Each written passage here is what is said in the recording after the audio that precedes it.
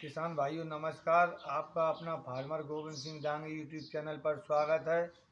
तो किसान भाइयों, आज आप देख रहे हो कि लगभग हमारी गर्मियों की जितनी सारी फसलें हैं वो पूर्ण रूप से किसानों की कट चुकी हैं और लगभग हमारे सभी किसान भाइयों ने इनको ज़रूरत थी उनने अपने अनाज को मंडी तक भेज दिया है।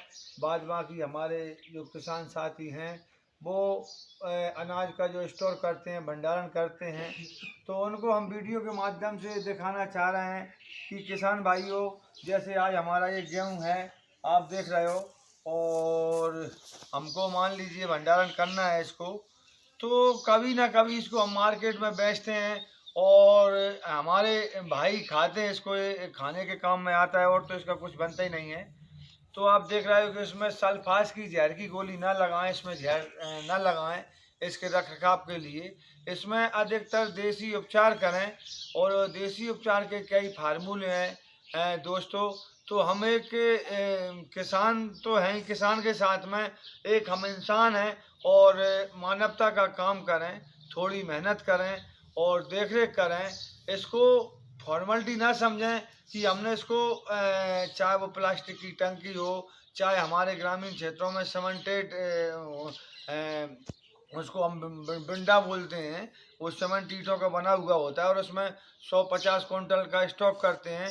चाहे वो व्यवस्था हो किसान की और चाहे चद्दर के ड्रम हो, इनमें हमारा किसान क्या करता है कि गेहूं के साथ में और वो सल्फास की गोलियां लगा करके रख देता है और जब उसको ज़रूरत पड़ती है उठा के बाज़ार में बेच देता है व्यापारी के यहाँ, और हमारे व्यापारी भाइयों के यहाँ से खाने वाले ले जाते हैं। तो कहीं ना कहीं वो सल्फास का अंश जो है वो हमारे किसान भाइयों के शरीर में नुकसान करता है, हमारे खाने वालों के शरीर में कहीं नहीं उसका अंश पहुँचता है दोस्तों।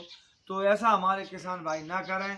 भंडारण करने के कई तरीके हैं दोस्तों, चाहे वो उसके पास छोटा स्टॉक साधन हो चाहे वो बड़ा हो, इसके तरीके हम आपको वीडियो के माध्यम से बता रहे हैं दोस्तों। हमारे वीडियो को पूरा देखें और समझें।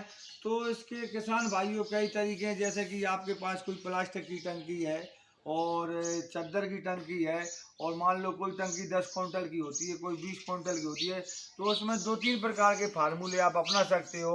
एक तो लॉब बाय सावन जो होता है, उसको आप टंकी में सबसे पहले एक नीचे डालो टंकी में साबुन, फिर उसको गेहूँ को उसमें गेहूँ डालते जाओ, एक लेयर बना लो, फिर दूसरा साबुन डाल दो, फिर तीसरा साबुन डाल दो। इसी प्रकार 10 क्विंटल की टंकी में लगभग 5-6 साबुन आप डाल सकते हो।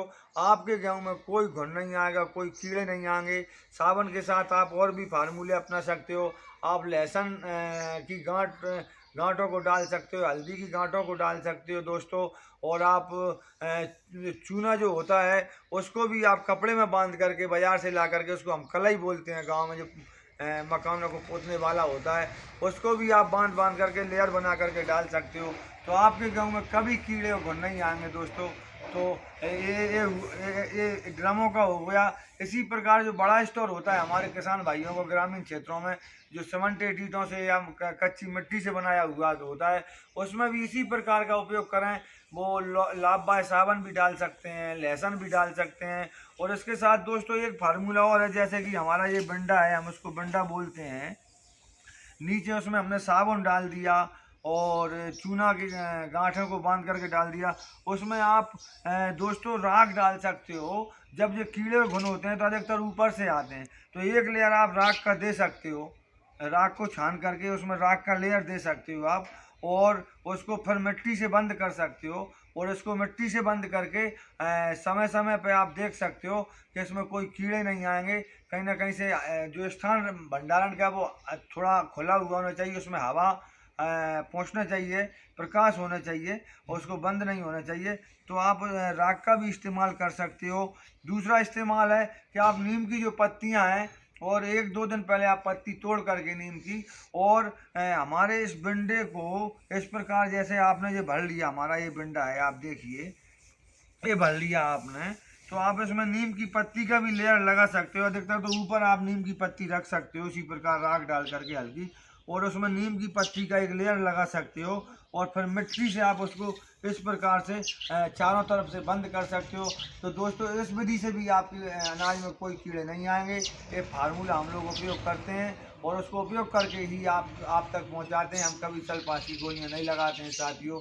तो अपने भंडारण करने में कहीं किसी प्रकार की क्षति ना हो, हमारे घर को, हमारे परिवार को, हमारे मानव समाज को अधिकतर जैविक भंडारण करें। हमारे किसान भाई, चाहे वो स्वयं का खाने का अनाज हो, चाहे वो मार्केट में बेचने का हो, उसको भी हमारे भाई कहीं ना कहीं से खाते हैं। चाहे तो वो आटा बन के होटल पे आए, चाहे वो शादियों में पहुँचे, चाहे हमारा कोई भाई आटा खरीद करके ले जाए। तो इस चीज़ को ध्यान रखें दोस्तों, और हमारी वीडियो को देख करके उसका भंडारण का जैविक उपयोग करें, देसी उपयोग करें और इस वीडियो पर चलें। जय हिंद, जय श्री राम।